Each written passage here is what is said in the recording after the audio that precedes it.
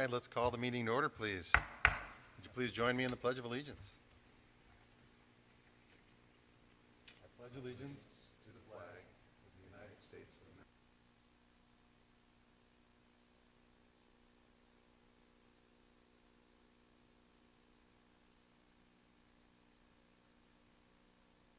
Thank you and welcome. We have a relatively short agenda tonight. We've had a fabulous opening to the school year, so let's get down to some items here. I think the first item is the approval of tonight's agenda. I need a motion to approve tonight's agenda. Move. I have a motion and a second. Any discussion of tonight's agenda? All those in favor, please say aye. Aye. Any opposed, say no. That passes. Next, I need a motion to approve the Board of Education meeting minutes for August 3rd. So move. I have a motion and a second. Any discussion of those minutes? All right, all those in favor, please say aye. Aye. And opposed, say no. All right, that passes. I don't believe we have any patron comments. We do not, so we'll go past that. The next item is the superintendent and board comments, and I will turn that over to our superintendent, Dr. Knost. Thank you very much. Good evening.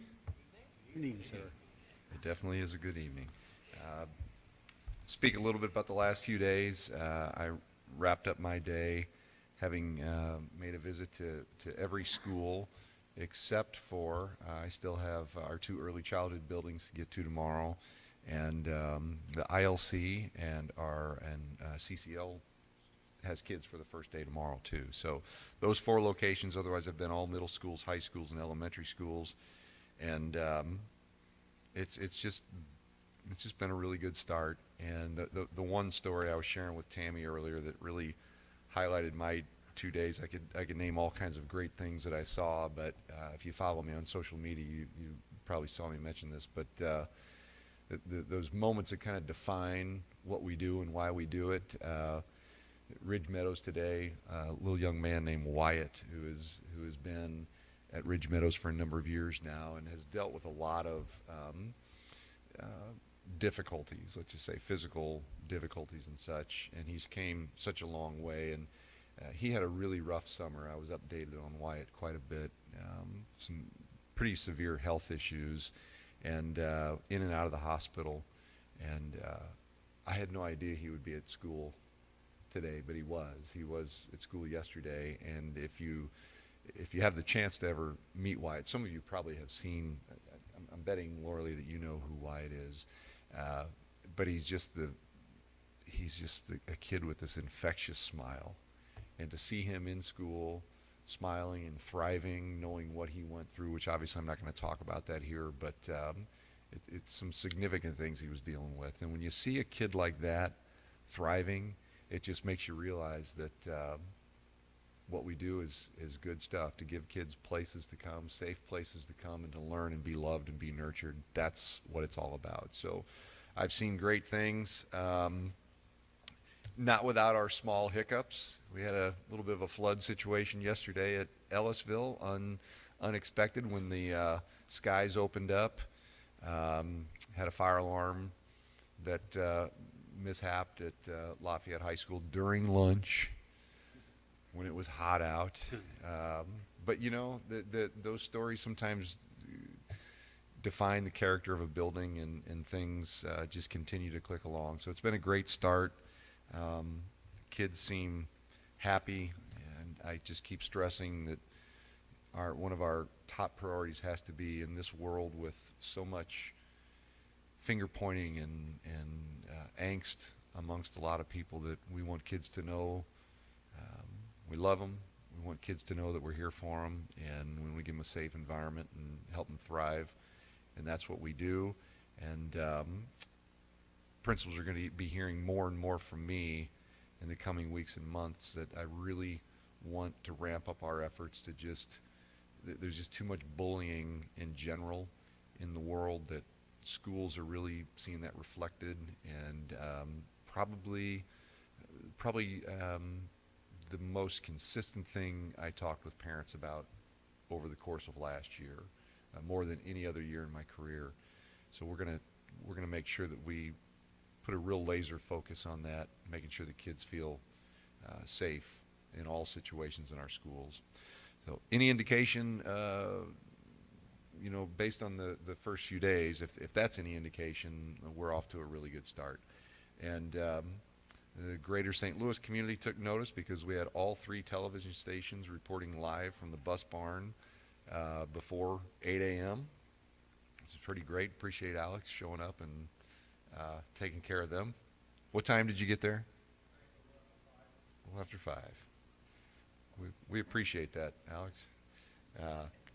At about 6:20 a.m., 5 on Your Side aired a story about hallway staple, Fairway kindergarten teacher Anna Marie White, who has influenced hundreds of children over her 29-year career. And then yesterday afternoon, I talked with Dan Gray from Fox 2, who traveled out to Marquette, and then did a live shot in the monsoon rain. If you somebody sent me that link to talk about the plans of the eclipse. I think it's great that they're so interested in Rockwood all the time, because so many other St. Louis County schools have been talking about doing the eclipse for a long time. But when we put something out, the news shows up and wants to talk about it. So that's great. So moving on, indeed, Rockwood's plans are to be in session on the solar eclipse day, and on our website you can find details about how students and staff will safely view the solar eclipse. Of course, that's if they opt to do so. And we are being, the key word, Lisa sent out a great email today to all of our principals. The key word is flexibility. We've stated flexibility for all parents, that if they're concerned about whatever it may be, there's a lot of it almost feels like fear-mongering to some degree, because I don't think people know what to expect. So one day I hear about traffic, one day I hear about this and that and the other thing. But if that fear is there, parents can keep their kids home, call it in, we'll consider it excused. They can send their kids to school, but opt out of having their children go outside and view or be part of.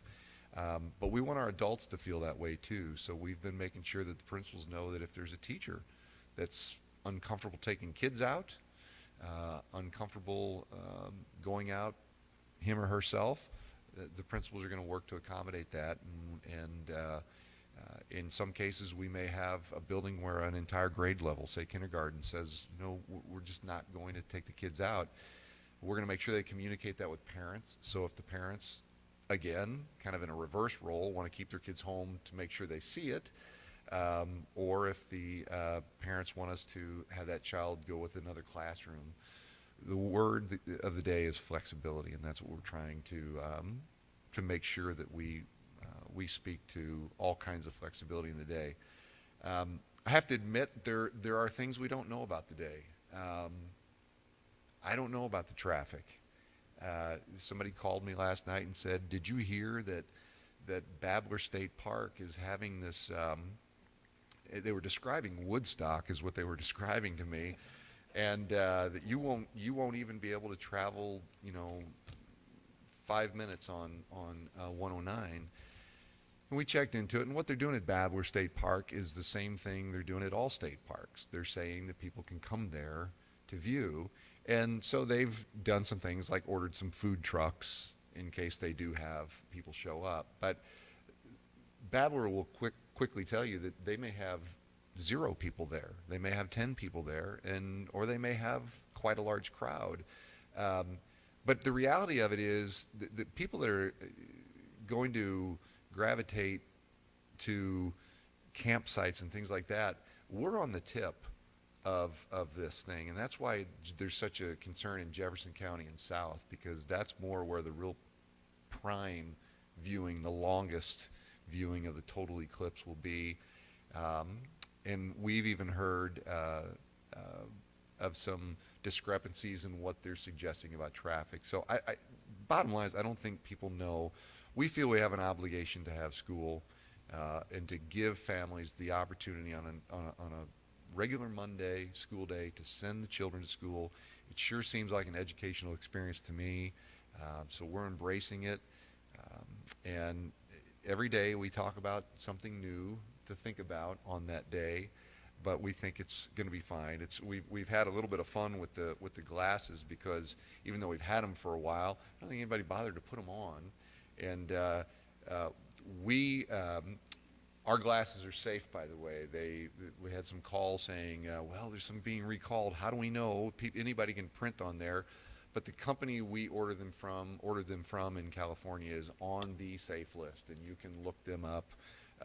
Rainbow Symphony is the company in California, and they are on the safe list.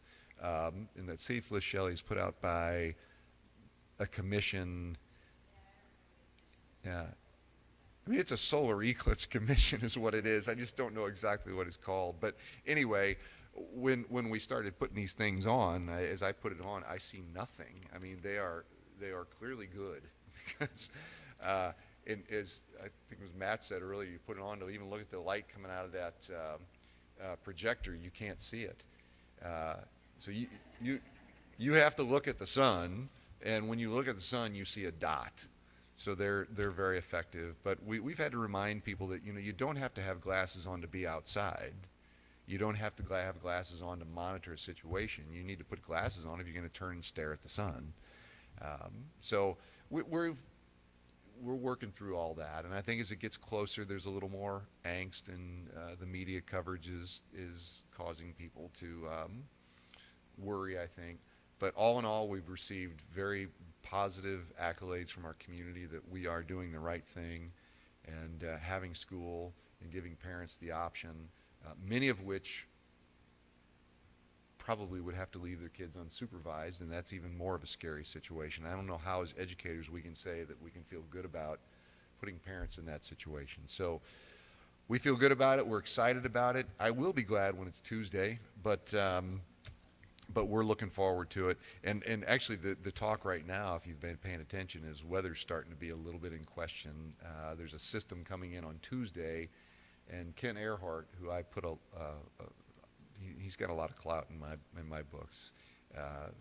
He thinks that system could back up a little bit, but even if it isn't, it's going to be preceded by cloud cover that could stretch into Monday. So we'll see if that all happens. It'll still be exciting to have kids in session to talk about it, the science of it, the mirror. I watched a video of Walter Cronkite on the evening news in 1979, which many of us, I'm sure, remember, and he was covering the total eclipse that was in the northern states back then, and he ended it with this black and white. I don't know if it wasn't in black and white probably back then, but the recording was. But he says, viewers of the eclipse won't be able to see this again until August 21st, 2017. That to me is the fascinating part, that Walter Cronkite could say that in 1979. So we're gonna embrace it regardless, even if it's pouring down raining. Obviously, we won't take kids out. There really won't be anything to see, but we'll talk about the science of it. It's a learning opportunity, and we're looking forward to it. Let's see. And if you want to know how community members feel about Rockwood, check out the comments about our special First of Day School video. We're going to show that, aren't we? Are we, Brett, do we have that? If you haven't seen this,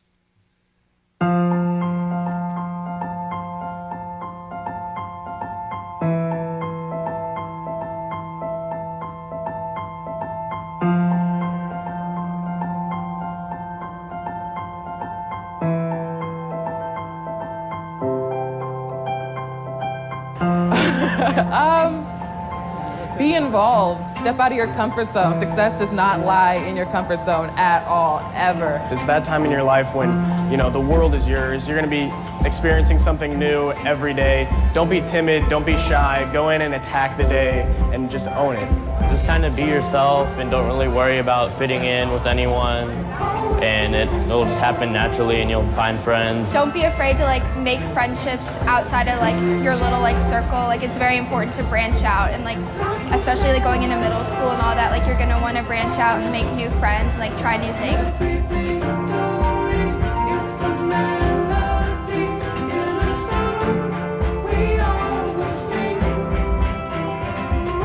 Hey Ella. How you doing? Remember us? Yeah, hi, how are you? We talked to you about going back Yeah. and what message you would have for little kids. Yeah. We're going to go deliver some of those messages right now At at Babel. Yay, I'm excited. Okay. We're gonna walk over to Babler and talk to some little kids, all right? Okay. You good with that? Yeah. Do you remember what your message was? Just be yourself and like don't really try and force friendships with people that. All right, we're gonna go to Babel right now, and you can deliver some of those messages to little kids. Okay. All right? Oh, really? Your All principal says it's okay. right. All right. Sweet.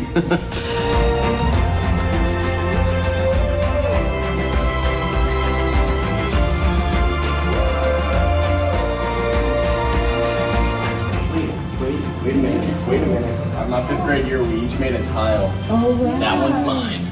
I remember it. Wait, Yeah. Lucia, if we could start by explaining to her who this is. Oh. This was me in 2nd grade, I think. It's been a while. You look so different. I do. Are you excited? Yes. Are you nervous? Yes. It's good that you're both. Oh, what are you nervous about? I don't know. Do I mess up? Mess up. If you do mess up, you have awesome teachers, awesome principals, cool friends that can help you get through it too. Can't be afraid to mess up, right? This is me like 7 or 8 years ago. Not really much has changed, but like I'm still the same person I was. It's just I've learned a lot more and gotten a lot taller. Kind of nervous. Be yourself and like have fun. So like whatever you do outside of school, you'll have fun being that person inside school. okay, so this was me in probably 1st or 2nd grade, maybe. This was Disney World. Do you play on the playground, or do you play soccer, or Foursquare? What do you guys like to do? I like to play with my friends and imagine that we're like little kids who, I don't know, we just make something up and then it's Yeah, really that's fun. I always played Foursquare. That was always the fun thing to do. Thank you. Thank you. Thank you for your advice. You're welcome.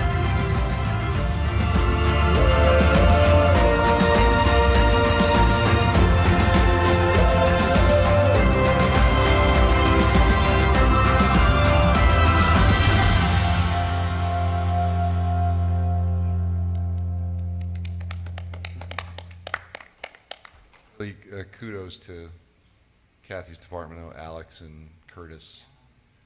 Worked hard on that. It was a real masterpiece. Just really shows the strength and learning from kids, which we forget that we're here to do that. We teach them, but we teach them through learning from them. So thank you for that very much. That video is getting a lot of circulation out in the world. It'll be fun to see. Say 20,000.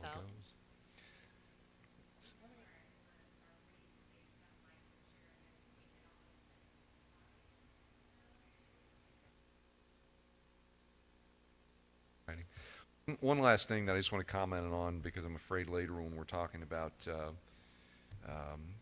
our construction work we'll forget, but we we had a busy summer, no doubt about it, and if you haven't had the opportunity to get by either Marquette High School to see the beautiful addition and the STEM labs there, or at Lafayette High School or Summit High School, and we briefed the board on this, we knew that we would be on edge with completion and getting occupancy of those places, and it really all came together like clockwork. Not to oversimplify that wasn't without some sleepless nights and some teeth pulling and so on and so forth, but just want to publicly thank Chris for his leadership. Obviously I have to depend on that. It really sits on my shoulders, and I have to depend on that from you, and it gives me great comfort knowing that you're keeping me informed and fighting those battles and willing to take my lead when I say this, that, or the other, and giving me great advice. So we got it done, and it's pretty phenomenal to think what was completed over this summer, and that students are enjoying now. It's just amazing. So just kudos to you, Chris, and kudos to all who are involved. Our custodial staffs in those buildings were just phenomenal. I mean, the stress they had on them to just make the buildings the way they needed to be. And we need to make sure we tell them that as many times as we possibly can. So thank you for that. That's all I have. Great, thank you. Other board members, any comments to make at this time? I'd like to comment. I had the privilege of making it out to the district, and while I don't have the magic teleporter that you have, and somehow you get around the district like you do, I was able to make it to 22 of our schools, and 150 miles later on the Jeep, I don't know how you made it to that many, but it's impressive. But anyway, I just wanted to comment that the common thread that I found was that, you know, the students, the staff, everyone was just, they were so excited to be back, and then you watch them in the hall, and it's like, we're halfway through the semester already. They know what to do. They got it down, and it was really impressive. It sounds like day one went off without a hitch, aside from the monsoon that we had, and you know, it was really interesting. I know we operate under the same bubble as far as what we expect of our schools, but it's really neat to see how differently they all achieve what's under that bubble. You know, they all have their own way of doing things and their own way of achieving that and solving problems within their own schools. You know, there was like a library that, you know, that needed to, it was kind of a small, so they created another space. And it's just really neat to see how our staff is really, you know, thinking for themselves, you know. So it was really moving. And then to add to the custodians, I mean, hats off to them, because I'll tell you, you could eat off some of these floors. It was impressive, and it's really neat to see that some of these schools, you know, they're really old, but yet you walk into the newer ones and you can't tell the difference. I mean, they're really amazing. So, hats off to them. One little story though, Summit. It's neat to hear about the camaraderie that we have in our district. They were still packed with boxes in the auditorium, and then all of the custodians in the Fenton area came in as a group and helped move all that stuff. So that's really, I mean, that shows what great staff we have. So it's a great couple days that I've had. It was really awesome. To that, I had the opportunity to travel in the Jeep. But we saw teachers that were so positive, administrators that were just so welcoming, that parents were just, kids were glad to be coming back to school. Older students were walking younger students through the halls, making sure they knew where they were going, getting them into the right classrooms.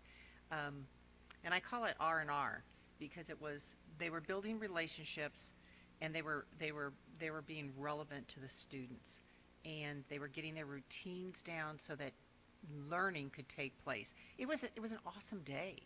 It really was. And I agree with, you know, one of the things that Randy and I talked about was that the uniqueness of all of our schools, while they all have the same standards of, you know, high Rockwood expectations, they each embrace it in a different way that's appropriate for their community, for their students in their way. And you could see that on their faces when they walked in. You could see it in the comfort level of the parents, and especially their administrators that were right in the thick of it with those kids.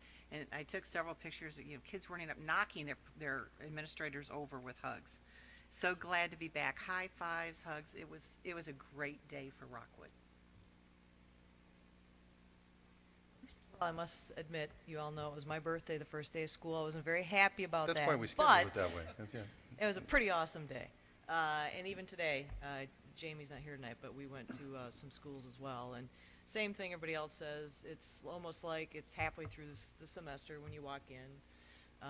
Even kids who I think were probably complaining the day before were glad to be back to see their friends. And I saw Chris before this and really complimented him because I agree with you. The floors, the buildings, everything just looks amazing. And to get everything done that you've gotten done, and school's in session, and people just kind of, you know, get back to where we were. So kudos to you, and kudos to you also, because you, you know, I mean, you're always so good about giving compliments to everybody else, but you deserve it too, because you've put in an awful lot of time to make sure that our taxpayers are really getting everything for their money, and you're very conscientious of that, and it's, you know, it's greatly appreciated. So thank you. I had a story today. A teacher from Westridge and I were at the point together today, and she came up to me and just ran up to me and said, "I have to tell you this story. You'll like it," as a former educator. I I said, okay. She said she was in the halls at Westridge and she could tell, which kids knew where they were going and which ones didn't.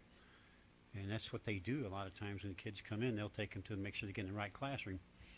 She saw this little boy wandering around, and he had his bag and everything, but he didn't know where to go. So she walked up to him and said, "Can I help you find your classroom?" And he said, "Yes, thank you." And she said, "And what is your name?" "Joshua." "And what is your last name?" "I don't know. My mother hasn't given me my last name yet."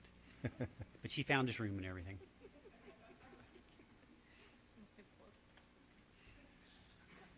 All right, I kind of said in jest earlier tonight that often when you're on the board, the best thing you ever hear is nothing, that people don't call you up to say, wow, that really went great.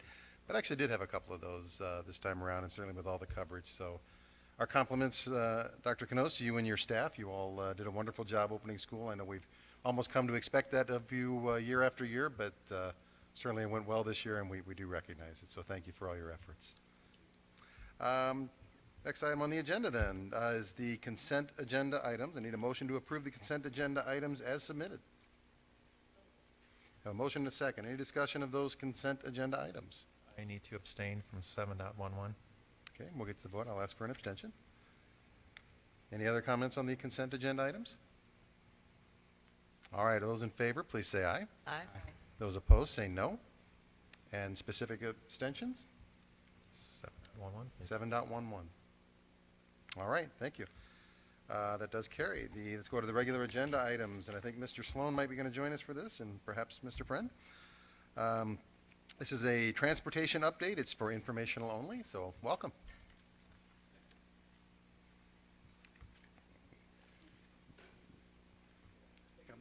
I'm the majority of the agenda tonight, it seems like, but with transportation. So, yeah, just to kind of give you a quick kind of overview of the first couple days of transportation. We always kind of dread that first dismissal because that's always the biggest challenge we have. And today was a much better dismissal. Everybody's kind of starting to get into the routine, and so we were really happy about how things are going. So what I wanted to give you was a quick update on kind of where we are with transportation in general. So we're going to go to the next slide, Bill. And some of the year one successes I really feel is just the overall service that we've been able to provide to the district, and the fact that we're now in a position where we can do things like add activity routes and VIC activity routes like we did last year, that with very little additional cost to the district by doing that. So it's really puts us in a much better position. This year we actually did summer transportation, as many of you know, and from what we've heard, it's actually helped the enrollment over for the summer academy. So that was another great thing that, again, when you have your own operation, you can do these kinds of things. And you all know about the Fleet Excellence Award that our shop staff earned, and really it's a team effort. The drivers got to be on top of these things as well, and make sure that the mechanics know what the issues are on their buses, and they all work as a very good team. And the great thing is, we've done this below budget. So kind of looking at the FY17 budget results, and Dan's helped me with some of this thing, but basically what we were looking at transportation as a whole, so our K through 12 transportation costs as well as early childhood, because it is a cost to our taxpayers regardless of where the funds come from. And based on our year-end projections, and I know we're still kind of finalizing these numbers, but we see about a $345,000 actually below budget between the two operations. So that's great news. And last spring, we were talking about transportation and how things were going. And when we looked at what we were projecting as transportation costs under a contracted environment versus our district operated environment, we shared this number of about almost $9.6 million is what our costs would have been under a contractor, and you can see based on our year-end projections that we're well below that. And we're well below that at a rate of providing a much better service and expanded service. So those are, I think, some good news things. When we look at FY18, really the results really kind of look the same. I mean, we've expanded, again, the ability to offer the VIC activity routes to the high school level, so we're in a position to do that, and that's going better each day. So that's a good thing. And in terms of looking at, again, how the contractor costs would have been, which would have been another 3% increase for FY18 with much fewer buses, I might add, we still see almost $500,000 in savings. So again, I think we've made the right decision. Thank you, Dr. Canos, for doing that. Okay, so any questions about transportation at all? I understand the cost avoidance difference between the current one and the 18 routes. We actually did purchase some additional buses, so you know, our savings would have been greater if we hadn't done that, but we felt we needed to. We're looking at the size of our buses when we're purchasing new buses in terms of the smaller buses for flexibility to shorter routes, or? Well, we've got a lot of things that potentially could happen going forward when we look at bell times and those kinds of things. I think that may, you know, have an impact on what we have to do equipment-wise going forward. So I think we still have to kind of wait and see where we're going to be with that. In October, we should have a much better idea of what those routes would look like. And no, the each other on the buses at that. Right. Yeah, we get a better idea, because what we're looking at is possibly expanding the number of buses, because we have to do fewer, you know, shorter amount of time to work through that. But again, we've got to work through those numbers and come up with a good plan. But, yep. All of our current smaller buses are specific to our early childhood routes. I'm amazed that when we started talking about this 2 years ago, that it cost us almost $700,000 less to do what we're doing and buy buses. And doing more. And yeah, it's just beyond my comprehension. Thank you for taking care of it. So how are the middle school buses? I mean, those have been, kids are using them and parents are appreciative of it. The way we have that set up is as each evening, actually, as activities start up, kids can sign up that need a ride for after the activities. So it's kind of done on a night-by-night basis. Most times, you know, there's 20, 25 kids on a bus, so it's being used. And as far as, I know last year, we were still using some outside buses for transportation for athletics because we had so many teams that you were trying to get out at the same time. Yeah, absolutely. Did I see that in consent? Is that what that kind, or is Yeah. that coming up? No, we already saw that. Every year we look at the mileage and we report our miles to the DESI, and I think this past school year we did almost 30,000 more miles for trips. So that it puts a big burden on the system when you do that. So we've had to do that, and part of it's the success of our teams and that type of thing that just demands more, you know, more coverage. So and to clarify on that, what I always like to explain to people, it's not an equipment issue, it's personnel. So sometimes we have more trips in one given afternoon than we have the personnel to man them. We're not talking about just taking kids to school and back. We're talking about all the sports activities and taking kids elsewhere. So that results in us contracting for those additional routes, which clearly come with a driver and that other equipment that sometimes confuses people, because they think, wait a minute, what's that company doing on our lot? Doesn't it say Rockwood? Yeah, they're so used to it, which is kind of a cool thing. They're so used to seeing Rockwood School District now. it's kind of funny now that you know, you'll drive around the district and you'll see another bus from another company or another district, and like, what are they doing in our district? Kind of thing. So. Are we gonna be starting to replace buses this year, or is that 3 or 4 years down the road? How does that work? Yeah, we are setting up kind of a schedule. We're actually working with our bus vendor now and getting some sense from them in terms of what's the depreciation look like, what's the sweet spot in terms of trading a bus in, because a year can make a big difference in the value of a bus. So yes, we're working on a plan that will make it more kind of systematic, if you will, to do that. It's like trading in a car. You get so much depending on how many miles and how old it is. Right. And that's a trade-in for a new bus, right? Mm-hmm. Oh. That'll be a complicated plan. Most, if not all, of our buses are almost exactly 1 year old now. And so it'd be nice if they didn't all adolescent at exactly the same time. So, yeah. Didn't we plan that originally, that you're going to start phasing them in a little bit at a Right. time? Yep. Right. Any other discussion on the transportation?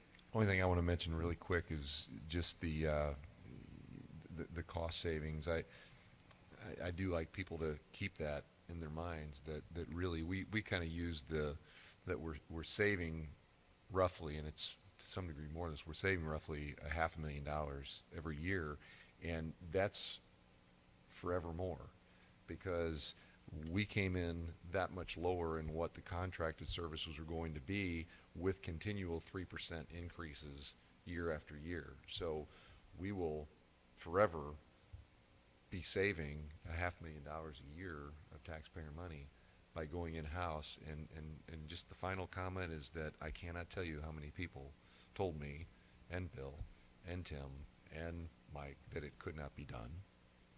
And we did it, and we're doing it, and saving a lot of money. We have a few other districts that are following our lead. Yes, we too, do. so. Yes, we Those do. people called back and said, "Oh, I was wrong." No. Yes, every single one of them. Yes, they did. All right, thank Okay. you. Thank I think you stick around for the next one, Mr. Sloan. Need a motion to approve the superintendent designee to continue to manage the fiscal year 18 P-card program as presented. Move. Second. We have a motion and a second. Bill? Okay. P-card program is still a very viable program in terms of our staff needing a tool like P-cards to be able to make purchases and, again, primarily to benefit our students and that type of thing. So we are actually, when you look at the P-card program, this past year, we have, over the last couple of years, really reduced the number of cards, and we continue to do that. So just kind of give you a summary of where we are. Last year, our card users spent about $4.6 million, made purchases, and that's pretty consistent over probably the last 10 years, to be honest. And we do get a rebate from that, and if you look at the chart there, you can kind of tell when people are using their cards, and that's usually at the beginning of school, the beginning of the semester. So they're buying supplies, they're buying books, that type of thing, and so that doesn't surprise us when we see that chart. And when we started the year off this past year, we had 291 cards. We reduced that down by 10%, and as of right now, all the UMB cards, which is the bank program that we've had for a number of years, have been closed, and we've now got a new program with Bank of America that we did through a bidding process, and they won the bid based upon the rebates they give us as a district, and as well as really the tools that they provide to us to be able to manage the card program, which we feel were really good tools. So we are starting off the year with 228 cards, again, about a 33 card reduction. Probably have a little bit of increase, again, because of community ed department. We've got a lot of traveling staff that use cards. So we have almost 100 cards that are department cards. So those are cards that are being used by the schools, that are managed by the schools. And then we have about 132 cards that are issued to individual staff members. And a lot of those are people like our grounds people, our facilities people that are traveling around and may need to go to Lowe's or whatever to buy parts, and that's the reason that we have those cards out there. And the big advantages of the Bank of America program is we have one system to use to manage, so all the data is much more accurate, and it's a very good tool to use in terms of reconciling our accounts and seeing real-time purchases and that type of thing. So we will also benefit by getting a higher rebate, probably, in the big picture it's not a lot of money, but it's probably about $20,000 to $25,000 more a year we'll get in rebate, and that'll go back to our kids. So, in terms of any other questions about the rebate program, we try to do it, make it as transparent in terms of our users as possible. We still manage the same level of restrictions on the cards in terms of the vendors that they can buy from, in terms of the amount of purchases they can make. So that's pretty consistent from what we did with the old program. I have two questions. 0.6 million, about how many transactions is that, if you have any estimation? Oh, I wish I would have brought that with me, but I can get that to you. I don't know the exact number off the top of my head, but it's quite a few. Yeah, a lot of small dollar transactions. Yeah, I was going to say the reconciliation of these transactions, does that start at the individual school level, then work its way up, or how does that work? Yeah, basically, each card holder has to provide receipts as well as an account code for every transaction. So they're responsible for that, and it then goes through a process at the school for approvals, and then ultimately it ends up with finance to finalize the reconciliation. There's enough safeguards in there that we won't end up being like some of these other corporations that someone takes a lot of money from them. Yeah, absolutely. That are real watchdogs, if you will, that watch these transactions to make sure that they're appropriate. And again, we have so many restrictions on the cards that a lot of vendors, the cards won't even work at because they're either classified as not a vendor that we normally use. So. Auditor 4 or 5 years ago said we were way over on our cards, and we've consistently gone down. He's not here any longer, but would we fit well within what they requested? Oh, absolutely. I think we've made huge strides. We had almost 600 cards back when that audit was done. And one of the things the auditors didn't completely understand was many times there are multiple accounts that are open when there's fraud on those accounts. So it appears that a person may have two accounts. Well, they really don't. The one account was closed, but it's closed in terms of being able to use, but it's still open in the eyes of the bank because they're working the fraud case. But yeah, we're going from 600 down to 228 cards. So big reduction. No, and since that time, and I think you were part of that at the time when we came back, there were a lot of safeguards put in place. Not that there was accusations of necessarily wrongdoing, but the opportunity for that to happen. And I think you've closed most of those loopholes. So seeing the management in the last several years, it's really tightened that up. And what we're doing tonight is to approve the program to continue that management in the same vein. So I think we're in the right direction. So. Great. All right, the motion on the floor is to approve the continuing management of the program as presented. All those in favor, please say aye. Aye. Any opposed, say no. That passes. Thank you very much. The next one is regarding the bond issues. I'm sorry, no, it's not. It's the tax levy hearing date. Every year we have to do this right before the beginning of October, the federal fiscal year. We have to have it done before October 1st, which means it doesn't get finished till the week before, so we're always in the last few days of September. So I'd ask everybody, if you haven't done it already, take a quick look at your calendar. Is September 28th a date that we can get together? Usually it's fairly brief. We have to present what that's going to be, and then we are legally required to allow, is it a half hour? I'm not sure what it is, but a certain amount of time for any public that wants to make a comment or a question or anything about it. And in most years, that's a matter of putting in the time. Anybody that wants to come and address the board or ask questions about it can. It's usually a fairly succinct meeting, but we do have to do it, and we're always locked into that few days because the paperwork's not done much before that, and you have to do it before October 1st. So How's the 28th look for everybody? That's a Thursday night in between two board meetings. Is that at 6 o'clock? Can't do it. I'm out of town. Sorry. Okay. 6 o'clock, Paul? All right. Yeah. Yeah, whenever we schedule it, yeah. Do it right here at 6 o'clock. I know that we just heard that one board member can't make it that night. Let's make sure that we have at least a quorum. I think that everybody else could probably make it that night. Okay. Can.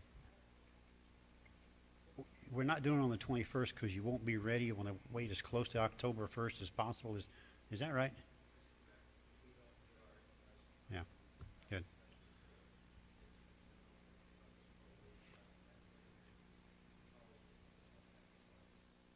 We always kind of get stuck with it. You only have a 2 or 3 day leeway in there.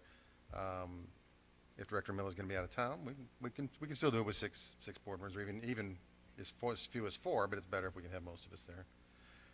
Let's go ahead and schedule it for that night. If somebody can't make it, let us know. On the 28th.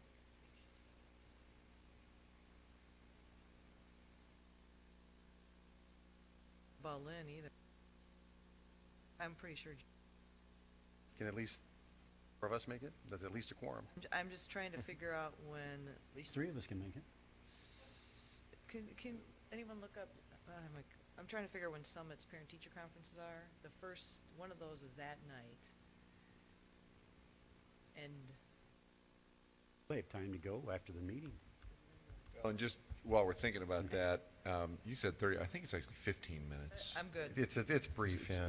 I'm We good. usually open up at 6 and we sit The other there one's until October 6:15. We wait till the right time frame, yeah. Yeah, All right, that I'm looks, good. well, at least 4 of us can make it. Let's go ahead and keep it that night. That gives the financial guys in the district the time to get everything done that they need. And they're always pressed to the wall because they don't get the data till the last second either way. So let's go ahead with it scheduled that night and get that on the books, and anybody that wants to come that night can. The next item is about bond purchases, and I think Mr. Friend's going to join us. I need a motion to approve the bond issue purchases and related contracts between $7,500 and $150,000 as submitted. That would be the motion I need. Moved. There we go. Motion in a second. Like, why are All they right. coming up here? And this is bond from bond 15, is that correct? Yeah, there'll be an item from bond issue 15, a couple items from 15, and then one additional from bond issue 17.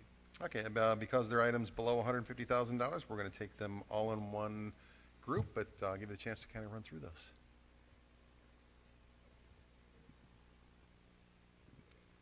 The first one is Western Specialty Contractors. This is for some tuck pointing and some waterproofing above the Eureka A Gym lobby.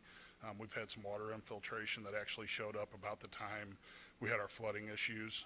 Had to do quite a bit of investigation to figure out what was wrong. We had to remove some brick veneer, figure out what was really happening. This is the repair for that work. And this is bond issue 15, tuck pointing, cycle maintenance money.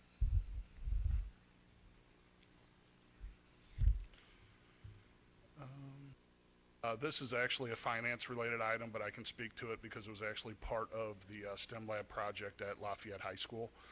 Part of that renovation, we took some large spaces in the basement area of that building and divided them up into general education classrooms. This is the furniture for those classrooms. Also from 15? Correct. Okay. Because STEM Lab was all from 15, wasn't it? Correct. Okay. And this is the facilities item related to bond issue 17. This is actually a architectural and design services vendor, a firm that will be doing the boundary and topographic survey of Gagey Elementary and preparation of our building addition that we will break ground on next spring. Spring. Yes. Where, I'm sure you've told us before, where is that multipurpose room going to go? Multi-purpose Yes. room for, this Well- is, Gagey's a classroom addition. But it also says multi-purpose room addition.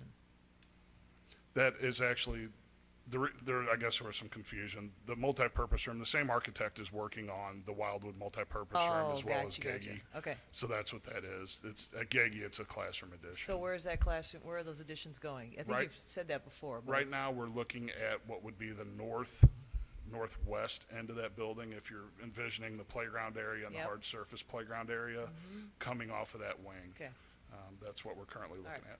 You have plenty of room for that, don't you? Because it backs up to a field, and you have a long way you can go there. Plenty might be I would subjective, say, yeah. but enough. Yeah, there's a lot of room there, Sufficient. but the problem is the further we come, we're going to impact their amenities, such as their playground area and so forth. So my question is, then we will expand their playground.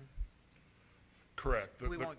The current schematic that we're looking at really doesn't encroach a whole lot onto, and that's one of the reasons we're kind of gravitating towards that as well as Mrs. Kleekamp at Geggy, because it's the least impactful design that we've come up with so far on their Just through auxiliary where spaces. it was going to be, and you seem pretty happy with it. We want to make sure that we're not taking something away by adding something else. Right. No, this is the least impactful of everything we've looked at. When do we get to see all these schematics, or not the schematics, but the renderings? Yeah, renderings. Is that what it is? Right now, we're really just in schematic design, just trying to see where the footprint fits on these campuses. As we get a little further in and we start getting them more refined, we can absolutely bring them to a board meeting and show everybody, or I can share that with you guys electronically. Well, there's several pieces there. There's the new school, Eureka Elementary, this, and I'm not sure what else. Oh, yeah, Eureka High School. I can't forget The that three one. large projects are the Geggy addition for next year, Geggy addition, new elementary school, and the Eureka STEM lab.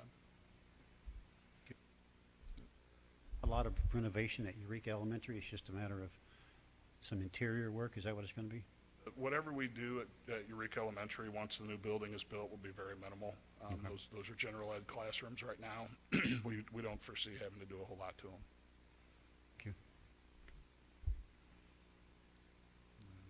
Those are books. That's Bob. For me.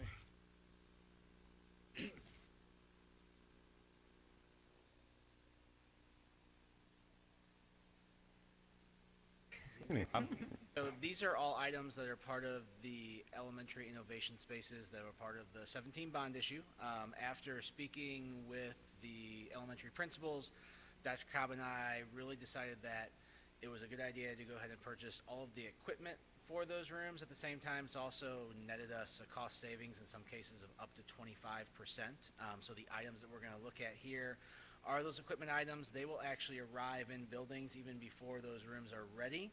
And so one of the big pieces that came out of that was our principals wanted teachers to have access to the tools as quickly as possible, because for some of them, if you're at the end of the line when it comes to is your innovation room ready, you may have these tools an entire year later and your students and teachers have missed out on an opportunity. So that's kind of what we're going to look at this evening. So our first one is from Barnes & Noble for two of the products that we are using. One of them is called Bloxels. It is actually a video game creator that is done with these tiny cubes. All these products have been tested in classrooms for the past year. Bloxels is a tool that actually can be integrated into pretty much any subject area, and we have used it probably as low as first grade and all the way up to fifth grade. And so with this purchase of 190 divided by the 19 schools, each school will receive 10 of these kits. They all work with a free app. It's actually supporting a local St. Louis company called Pixel Press. So to support a local company with a hot educational product is something that is really good. And then Barnes & Noble also gave us the best pricing on a product called Makey Makey, which is actually out of MIT.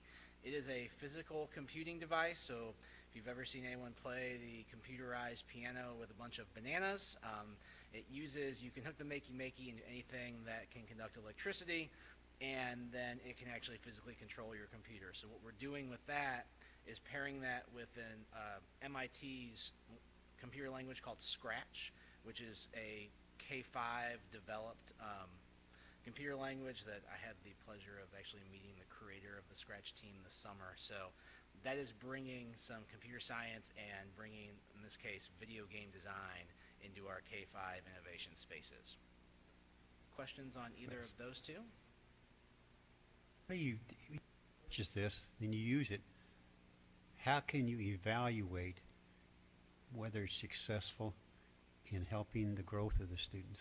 So a couple things. First of all, not even before the bond issue came to be, I had started a program that I called our STEM Tech Kits. And so many of these items were already tested.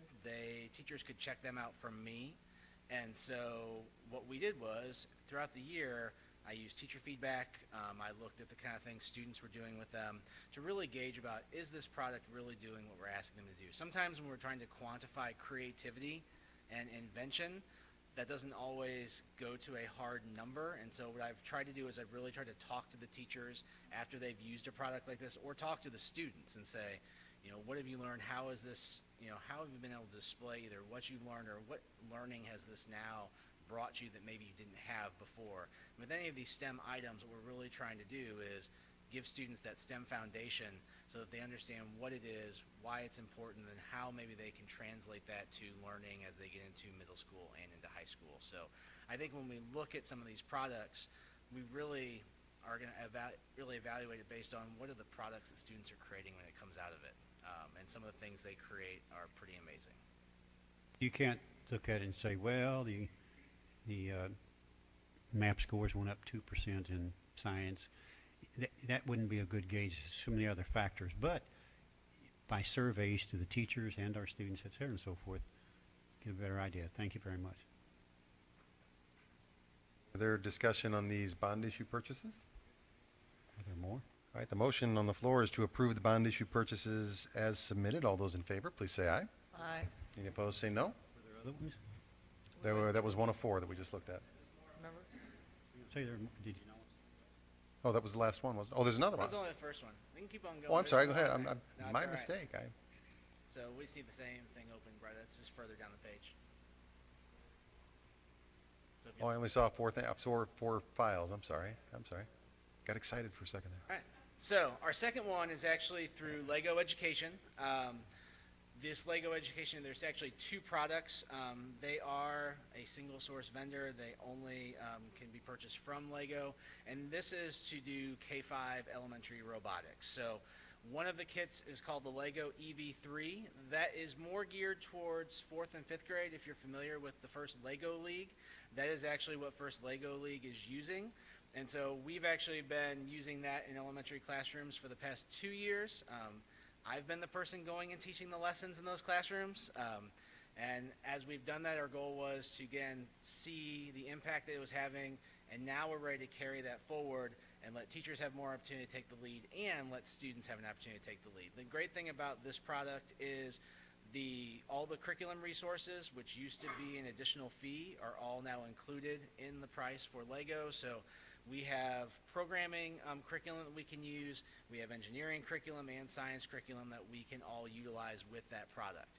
And so we look at the next product, which is the Lego We Do 2.0. It's on the same one there, Brett, I'm sorry. That's actually meant more for the lower grades. It's an introduction to programming and robotics.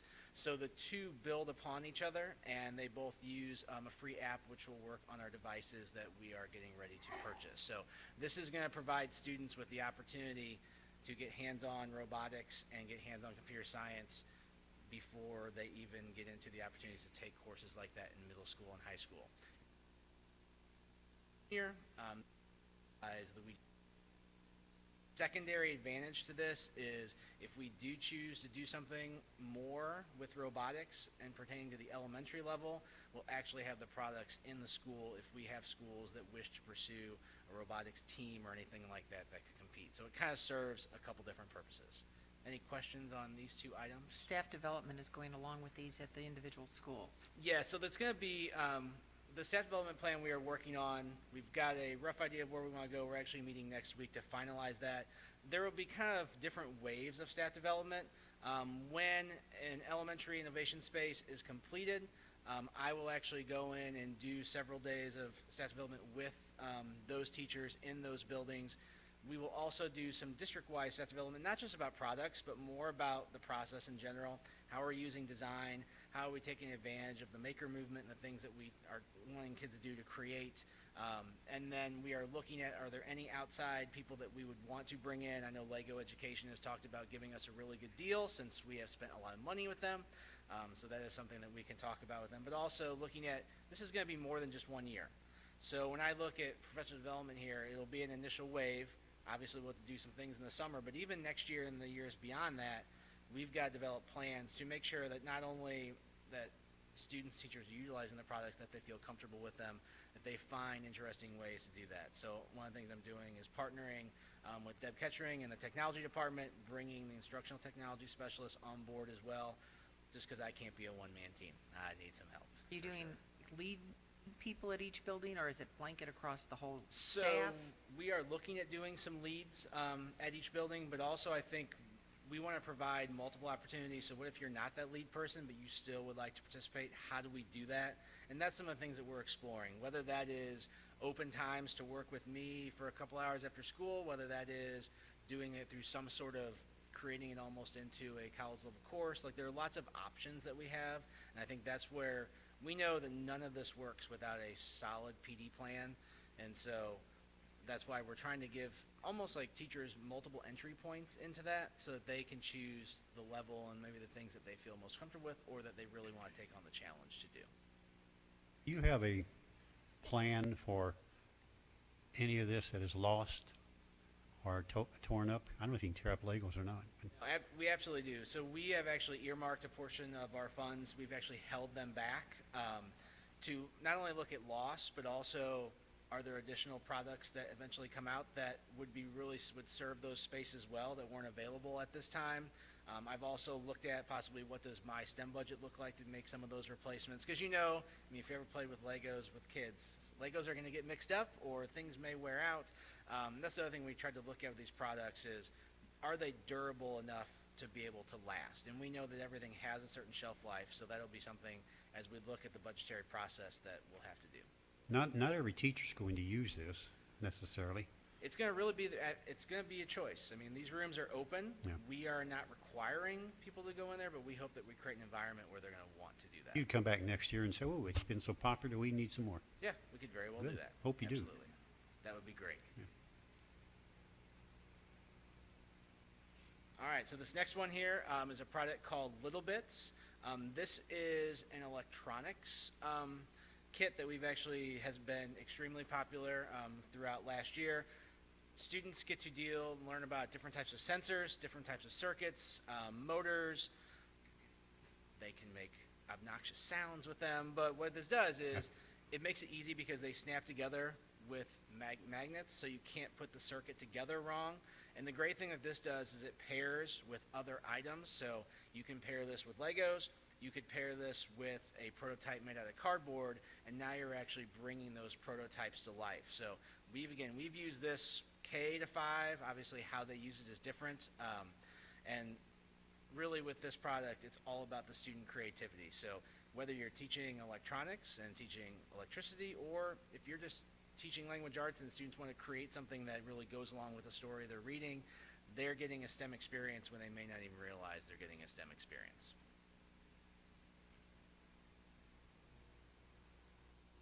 And the last, this is from a company called Wonder Workshop. It is called Dot and Dash. This is actually a robotics platform that works really, really well with the young kids, but it can scale up to our 4th and 5th grade. They actually have their own free robotics competition that you can do with this, but this is one that was used at Pond Elementary last year and was extremely popular at Pond. I went in and taught little 1st graders for 30 minutes how to use it, and then next time I came back, they were showing me things that they'd programmed how to do. They really just scratch the surface, because you can do things with interaction between items, but you're learning programming methodology at a very young age through a multitude of different apps that you can use, that you can start with the kindergartners who just need the very, very basics, up to the 5th graders who really want to start making this robot do all sorts of weird and interesting things. So it's one of those ways, again, that we're really trying to bring home that K-5 STEM experience and computer science experience for our students. How do you, as STEM coordinator, find these things? I mean, So- do you just read constantly, or So there's lots of research that I do.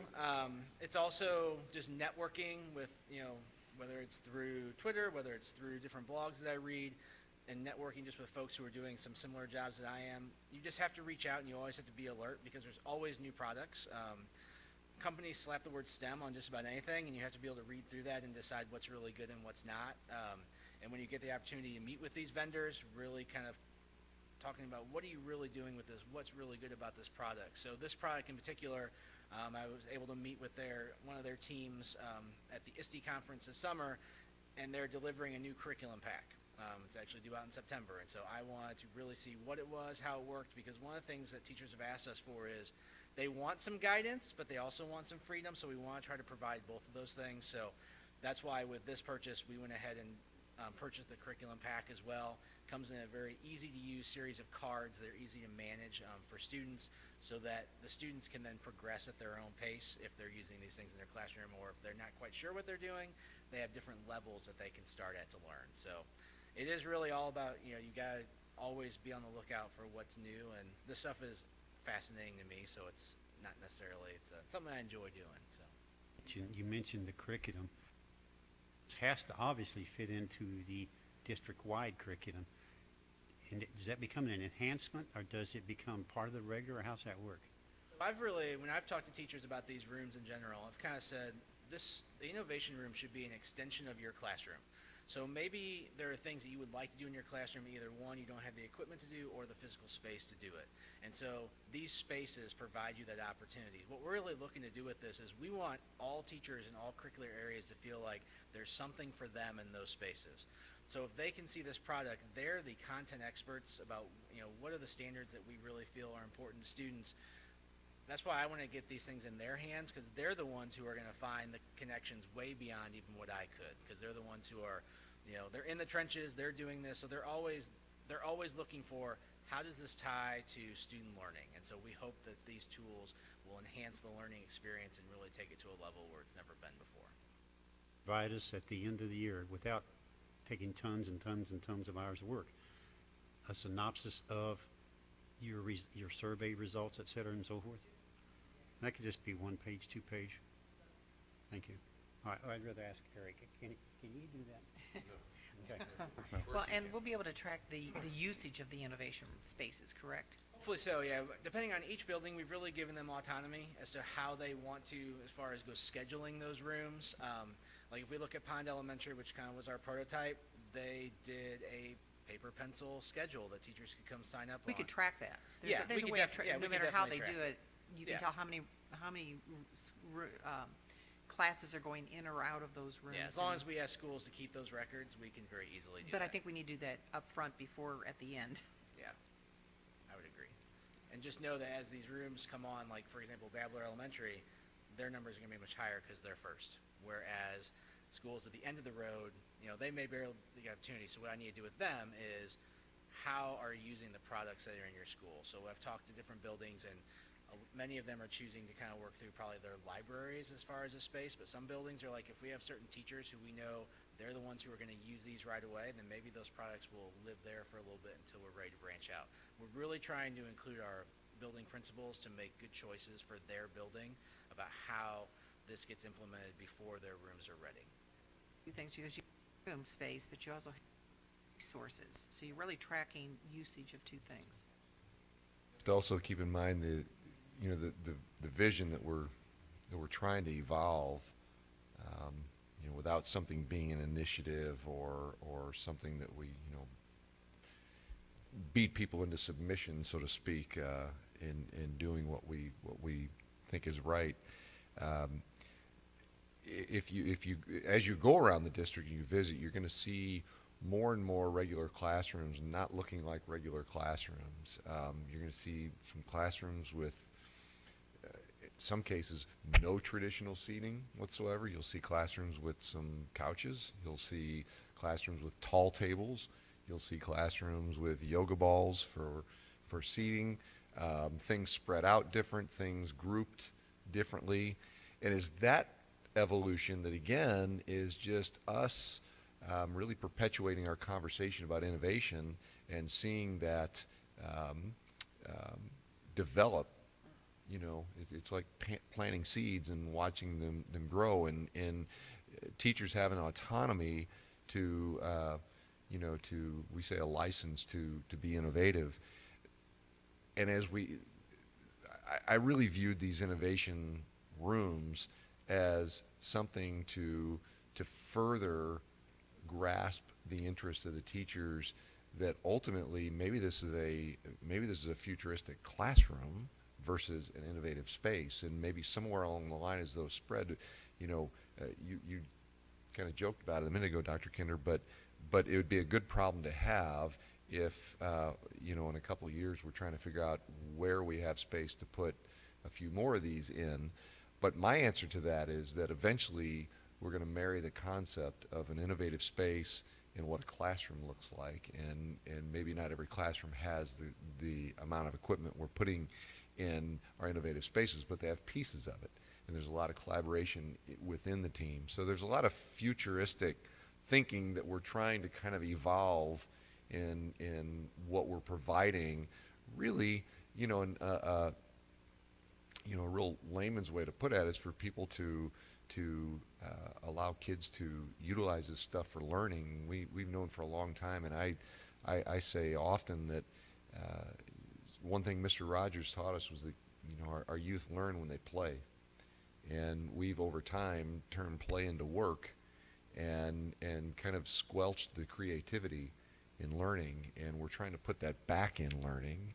And I think we're all seeing the work of our curriculum department, and what Bob's doing is just wonderful stuff, and we're seeing that pop up more and more as we evolve. So you kind of have to think about that visionary piece out there and how this kind of lends us a catalyst to move in that direction.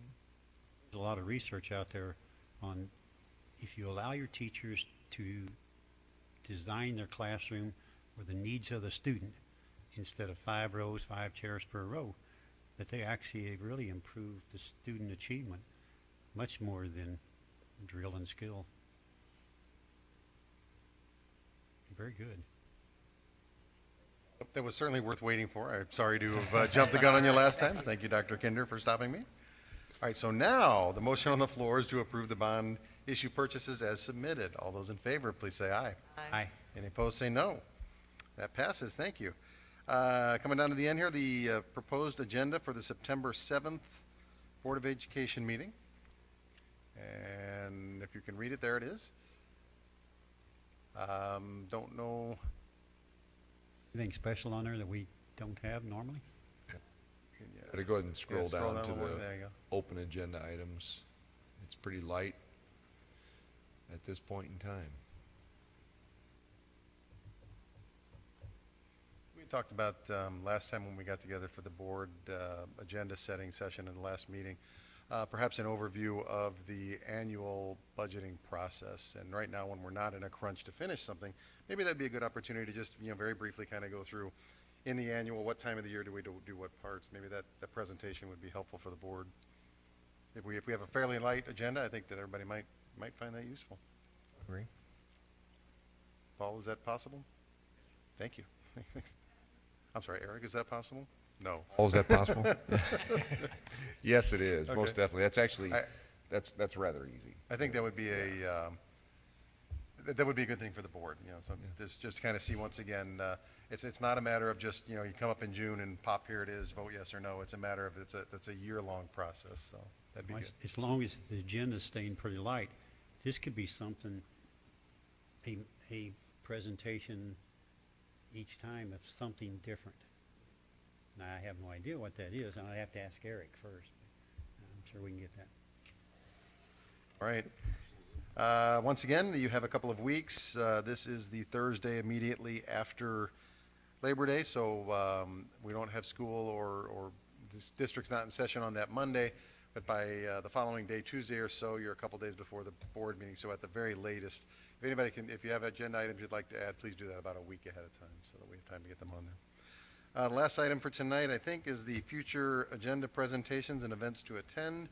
We're right at the beginning of the school year, so there are lots and lots of things going on in the schools between all the various organizations getting together, the sport teams, the band, the everything that you can imagine. So once again, would invite the board members to always call ahead, but if you can attend any of those events, it's always both a lot of fun and appreciated by the school. So anybody have any specific events they'd like to bring up right now? Is there anything else for this evening? Then we will adjourn the meeting. Thank you for coming tonight.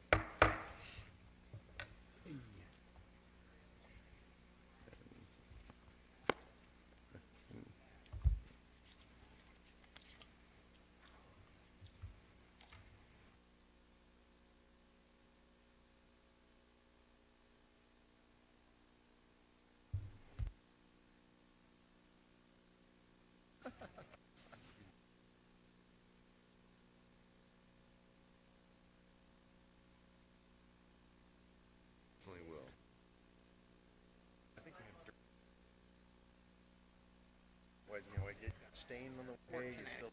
Westridge and Site, and I'm good.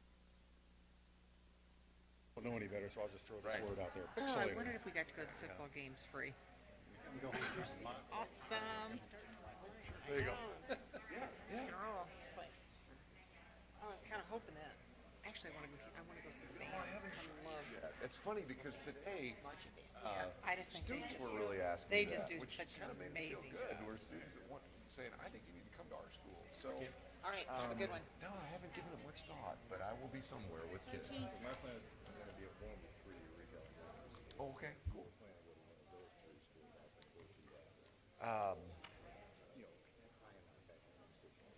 Yeah, well, I appreciate that, but I'm probably going to factor it in. At the end of the day,